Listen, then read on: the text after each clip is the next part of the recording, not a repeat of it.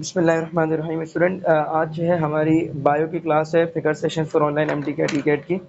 और आज की क्लास में जो स्टूडेंट हमारा जो न्यू टॉपिक स्टार्ट होने जा रहा है वो है होम्योस्टैसिस। ठीक है,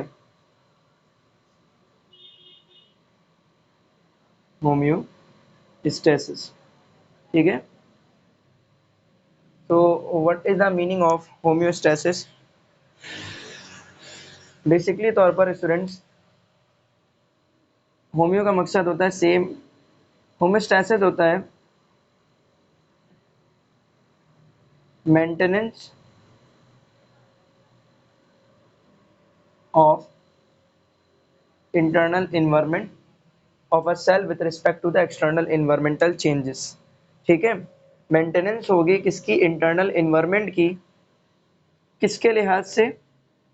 with respect to the external environment. यानी कि एक्सटर्नल इन्वायरमेंट जब तक कांस्टेंट है तब तक जो है कोई चेंज नहीं आ रहा बाहर से। ठीक है, कोई चेंज नहीं आ रहा तो इंटरनल इन्वायरमेंट वैसे ही रहेगा। लेकिन अगर एक्सटर्नल इन्वायरमेंट में कोई चीज़ की तब्दीली आई है तो इंटरनल इन्वायरमेंट पर उसका इफेक्ट आना शुरू होगा। तो इंटरनल इन्वायरमेंट क्या करेगा? उसके लिहाज से अपने आप को एडजस्ट करने की कोशिश करेगा, और इसी एडजस्टमेंट को with respect to the external environment, ठीक है, this is known as a homeostasis. ठीक है, अच्छा। होम्योस्टैसिस के लिए स्टूडेंट, यानी कि मेंटेनेंस बरकरार रखने के लिए, सेल का इन्वायरमेंट मेंटेन रखने के लिए जो चीज़ फील करेगी एक्सटर्नल इन्वायरमेंट से आने वाले चेंज को, वो होता है आपके पास रिसेप्टर। ठीक है, रिसेप्टर क्या करता है student? Receptor takes the command from the external environment, या receptor check the changes of external condition. Receptor के बाद बारी आती, रिसेप्टर इसे नोट डाउन करेगा और इसे नोट डाउन करके क्या कर देगा? सेंट्रल नर्वस सिस्टम के पास भेज देगा। ठीक है, सेंट्रल नर्वस सिस्टम कमांड देगा बॉडी को, ठीक है, कि भाई आपने क्या करना है? इंटरनल इन्वायरमेंट को मेंटेन करना है। सो इफेक्टर के जरिए से क्या होगा? मेंटेन हो जाएगा इंटरनल इन्वायरमेंट। यानी कि रिसेप्टर और सेंट्रल नर्वस सिस्टम, और फिर उसके बाद बारी आती इफेक्टर की। ये तीन वो कंपोनेंट हैं जो कि होम्योस्टैसिस को मेंटेन करने के काम आते हैं। होम्योस्टैसिस के अंदर स्टूडेंट वैसे तो मेजरली तौर पर आप तीन चीज़ें देखते हैं, और उन तीन चीज़ों में सबसे पहली जो चीज़ होती है स्टूडेंट, जो आप चेक करते हैं, ऑस्मो रेगुलेशन आप चेक करते हैं। ऑस्मो रेगुलेशन के बाद स्टूडेंट आप जो है एक्सक्रीशन, एक्सक्रीशन और थर्मो रेगुलेशन। ठीक है, थर्मो रेगुलेशन, ये वो तीन एस्पेक्ट्स हैं स्टूडेंट आपके पास, जो कि होम्योस्टैसिस में मेनली तौर पर किसी भी एक लिविंग बीइंग का आप चेक करेंगे।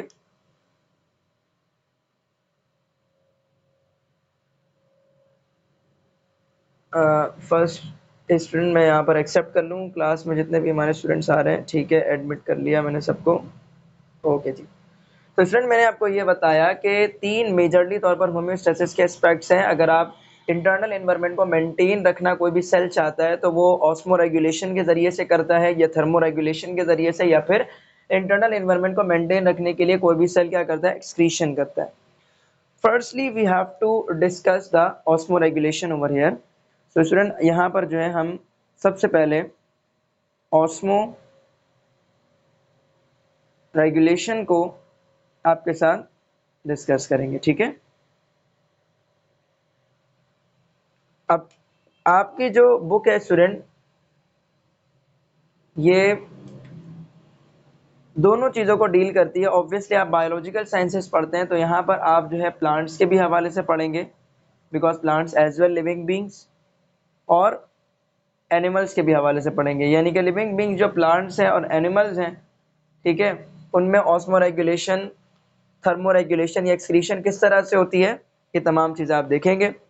तो सबसे पहले तो हम यहाँ पर osmoregulation in plants check करेंगे, और फिर उसके बाद जो हम osmoregulation in animals check करेंगे।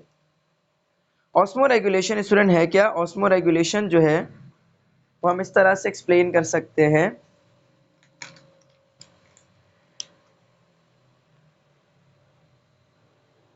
मेंटेनेंस, मेंटेनेंस ऑफ कांस्टेंट, ठीक है, maintenance of constant osmotic condition,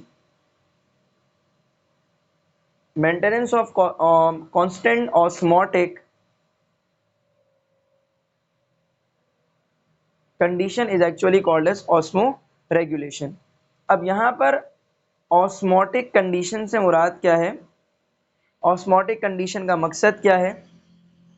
osmotic condition student हम कहते हैं वाटर एंड सॉल्यूट की कॉन्सेंट्रेशन को, वाटर प्लस सॉल्यूट की कॉन्सेंट्रेशन को हम ऑस्मोटिक कंडीशन कहते हैं इन अ बॉडी।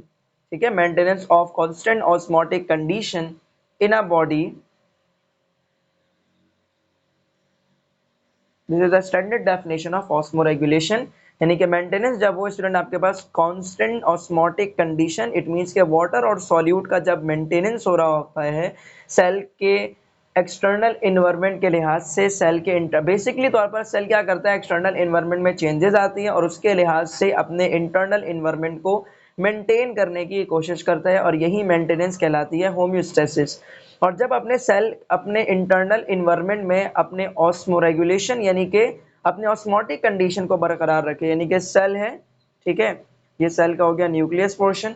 तो सेल क्या कर रहा है स्टूडेंट, अपने जो उसका इंटरनल इन्वायरमेंट है, इस इंटरनल इन्वायरमेंट के अंदर वाटर और सॉल्यूट के बैलेंस को बरकरार रखे, उसे चेंज ना होने दे। ये इन्वायरमेंट है ना, ये आसपास क्या है, इन्वायरमेंट है, ठीक है। इस इन्वायरमेंट में क्या हो, अगर वाटर या सॉल्यूट का चेंज आए तो सेल क्या करेगा, उसे फील अप करेगा, और सेल क्या करेगा, बाहर आने वाली चेंजेस के लिहाज से अपने इंटरनल इन्वायरमेंट को कांस्टेंट रखने की कोशिश करेगा। और जब अपने इंटरनल इन्वायरमेंट में वाटर और सॉल्यूट की कॉन्सेंट्रेशन को वो बरकरार रखने की कोशिश करेगा, तो इसे हम कहेंगे ऑस्मो रेगुलेशन। अब जो स्टूडेंट आपके पास प्लांट्स की हम यहाँ पर पहले डिस्कशन करेंगे, एनिमल्स की हम डिस्कशन बाद में करेंगे।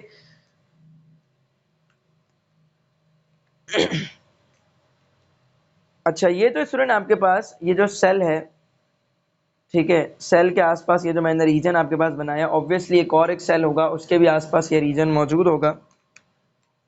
यहाँ पर मैं एक और एक सेल बना दूं, ठीक है, इस सेल के भी इर्द गिर्द क्या होगा, ये वाला रीजन मौजूद है जिसमें आपके पास ये क्या है, ये फ्लूइड मौजूद है।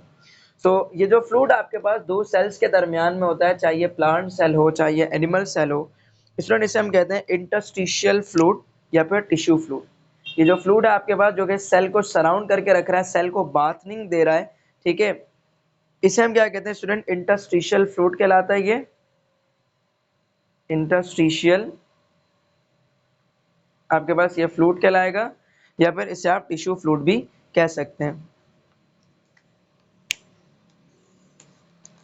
अच्छा, ऑस्मो रेगुलेशन स्टूडेंट, सबसे पहले मैं यहाँ पर आपके साथ जो है ऑस्मो रेगुलेशन इन प्लांट्स को डिस्कस करूंगा। तो we are moving up to the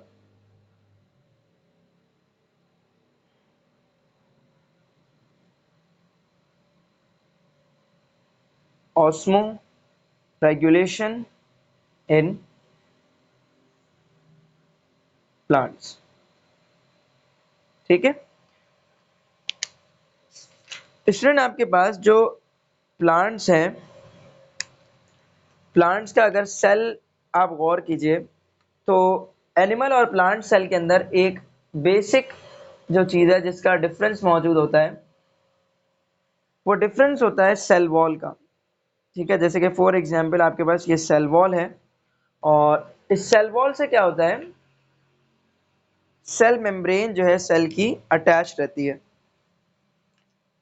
ये सेल वॉल है और इस सेल मेम्ब्रेन क्या होती है, इस तरह से अटैच रहती है, ठीक है। ये एनिमल्स ये आपका प्लांट सेल है, black part is the cell wall और जो ग्रीन पार्ट है इज द सेल मेम्ब्रेन, और दरमियान में जो स्टूडेंट आपके पास ये उसका साइटोसोल है, मतलब liquid portion of a cell या साइटोप्लाज्म जिसे आप कहते हैं, ठीक है। We are discussing this is the plant cell. अब कॉन्सेंट्रेशन ऑफ सॉल्यूशन स्टूडेंट आपके पास तीन तरह की कॉन्सेंट्रेशन होती है। पहली जो कॉन्सेंट्रेशन होती है स्टूडेंट उसे हम कहते हैं हाइपरटोनिसिटी, यानी कि हाइपरटोनिक कॉन्सेंट्रेशन। उसके अलावा हाइपोटोनिक कॉन्सेंट्रेशन, और हाइपोटोनिक के बाद हाइपोटोनिक कॉन्सेंट्रेशन, और हाइपोटोनिक कॉन्सेंट्रेशन के अलावा जो तीसरी कंडीशन है that is the isotonic concentration. ठीक है, so hypo, hyper and isotonic concentration. Hypertonic concentration का मकसद क्या है स्टूडेंट? हाइपरटोनिक कॉन्सेंट्रेशन हम कब क्या कहेंगे? आवाज में किसी को तो कोई इशू नहीं है बेटा? Anyone have a problem with respect to the voice? किसी और को भी इशू हो रहा है क्या वॉइस में, या सिर्फ किसी एक को मसला? अगर किसी एक को मसला है तो बेटा आप अपने स्पीकर चेक आउट कर सकते हैं, इंटरनेट कनेक्शन चेक आउट कर सकते हैं।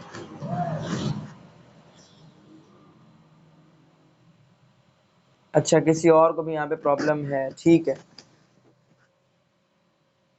अच्छा अच्छा, ठीक है ठीक है, एक सेकंड रुक जाए बेटा, आप लोग एक सेकंड रुक जाए।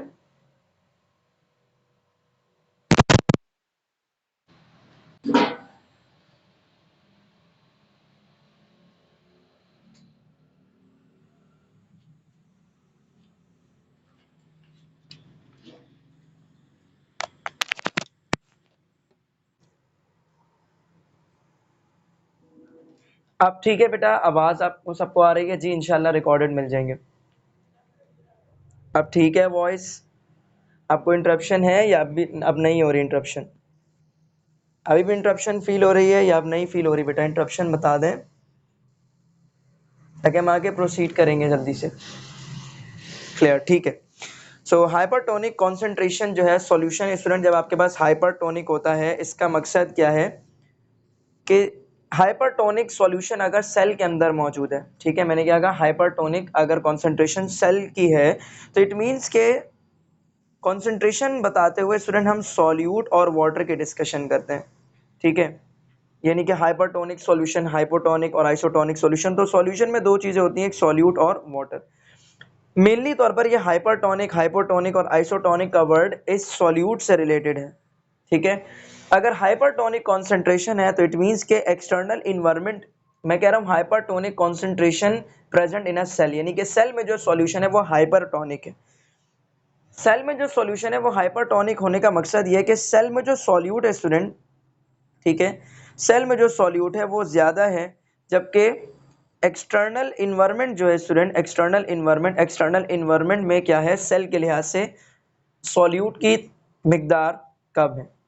अगर मैं कहूं कि आपके पास हाइपोटोनिक कॉन्सेंट्रेशन है तो हाइपोटोनिक कॉन्सेंट्रेशन का मकसद क्या है? हाइपोटोनिक कॉन्सेंट्रेशन का स्टूडेंट मेनली तौर पर मकसद ये है कि सॉल्यूट जो है स्टूडेंट आपके पास, हाइपोटोनिक कॉन्सेंट्रेशन का मकसद ये होता है सॉल्यूट जो है सेल के अंदर कम है as compared to the environment, यानी कि इन्वायरमेंट के अंदर जो सॉल्यूट की कॉन्सेंट्रेशन है वो ज़्यादा है, ठीक है, जबकि सेल के अंदर सॉल्यूट की कॉन्सेंट्रेशन क्या है, कम है। जबकि मैं अगर आइसोटोनिक कॉन्सेंट्रेशन की बात करूं तो आइसोटोनिक के अंदर स्टूडेंट सेल और एक्सटर्नल इन्वायरमेंट में जो कॉन्सेंट्रेशन होती है इट इज़ इक्वल। ठीक है, यानी कि सेल के अंदर और एक्सटर्नल इन्वायरमेंट के अंदर the quantity of both the solutes are equal. ठीक है, यानी कि सॉल्यूट की मिकदार ना तो इंटरनल और एक्सटर्नल इन्वायरमेंट की एक दूसरे के लिहाज से ज़्यादा होती है और ना ही कम होती है। तो इस तरह से आपके पास क्या होते हैं, कॉन्सेंट्रेशन हम डिफाइन करते हैं।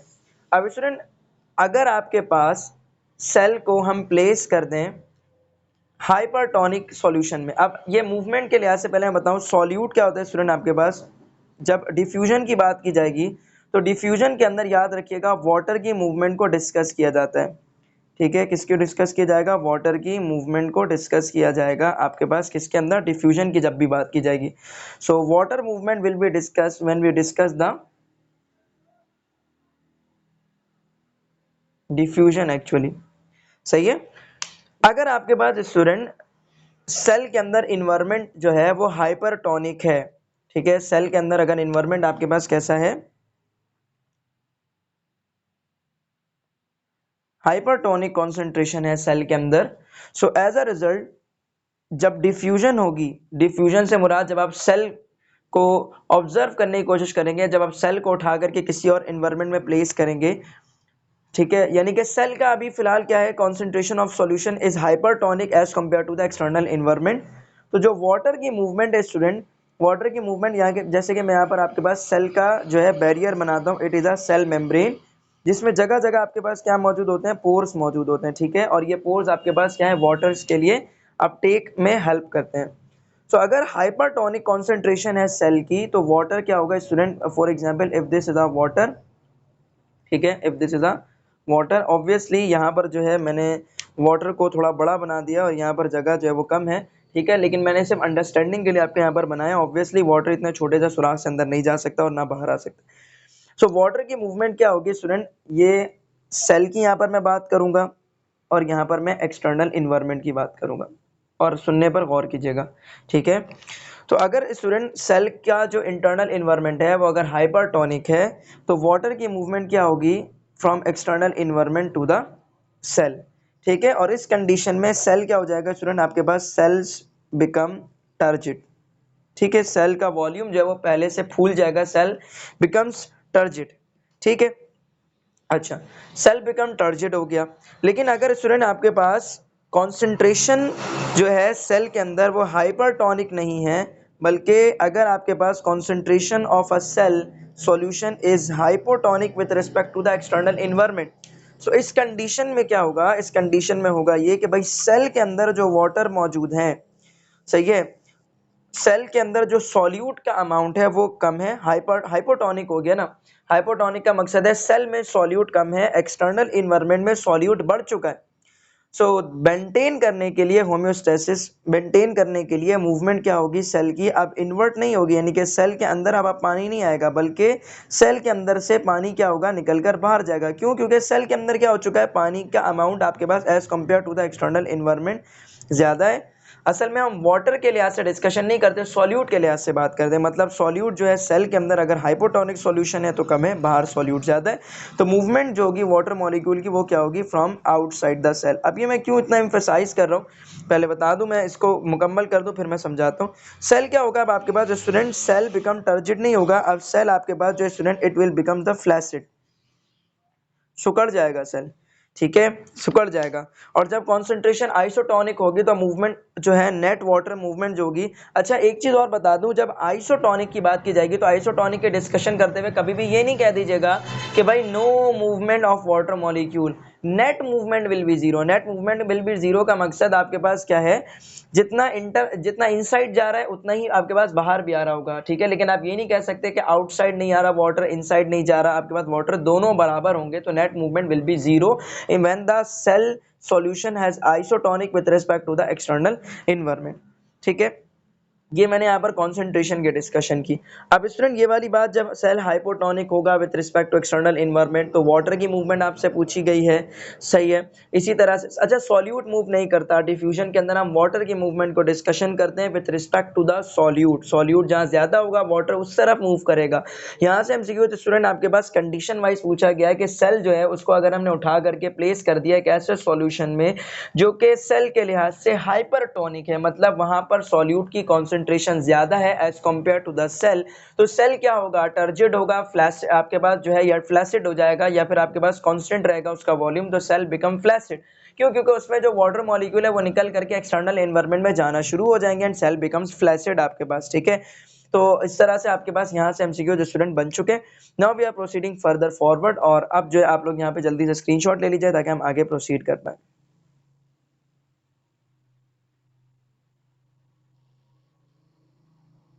ओके, सो आई होप कि आप लोगों ने स्क्रीनशॉट ले लिया होगा।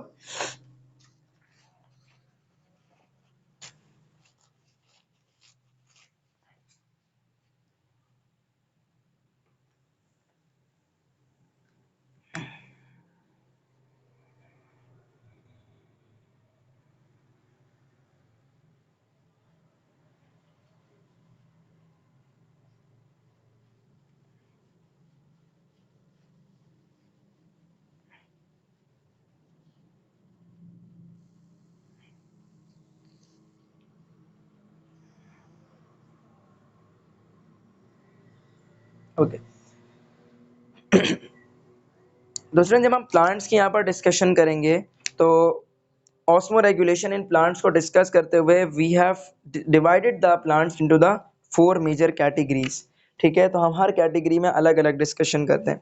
सबसे पहले जो प्लांट्स की कैटेगरीज स्टूडेंट आपके पास हम डिस्कस करेंगे वो हम कहेंगे हाइड्रोफाइट्स। ठीक है, सबसे पहले मैं यहाँ पर आपके पास हाइड्रोफाइट्स के लिहाज से उनका ऑस्मो रेगुलेशन कैसे मेंटेन वो करते हैं वो बताऊंगा। इसमें जो स्टूडेंट आपके पास एग्जाम्पल है वो वाटर लिली की मिसाल है। ठीक है, किसकी मिसाल है? वाटर लिली की एग्जाम्पल है। असल में यहाँ पर वो तमाम आपके पास प्लांट्स आपको नज़र आ जाएंगे, ठीक है, जो पॉन्ड्स या लेक्स के अंदर आपको पानी के अंदर आपको नज़र आते हैं या पानी के बिल्कुल ऊपर तैर रहे होते हैं आपके पास। यानी बेसिकली उनका पैदा होने से लेकर के मरने तक जो प्लांट्स आपको पानी के अंदर ही नजर आए या पानी के बिल्कुल सरफेस पर तैरता हुआ नजर आए स्टूडेंट, वो हाइड्रोफाइट्स कहलाते हैं। ठीक है, और they are actually found in fresh water habitat. एक और एक चीज ध्यान में रखना है, हाइड्रोफाइट्स हम उसे कहेंगे स्टूडेंट जो आपके पास कहाँ पर रहते हैं, they are lived in a fresh water, यानी कि इनका हैबिटेट क्या है? फ्रेश वाटर है आपके पास। ठीक है स्टूडेंट, जस्ट अ मिनट, आप जरा थोड़ा सा वेट कर लें।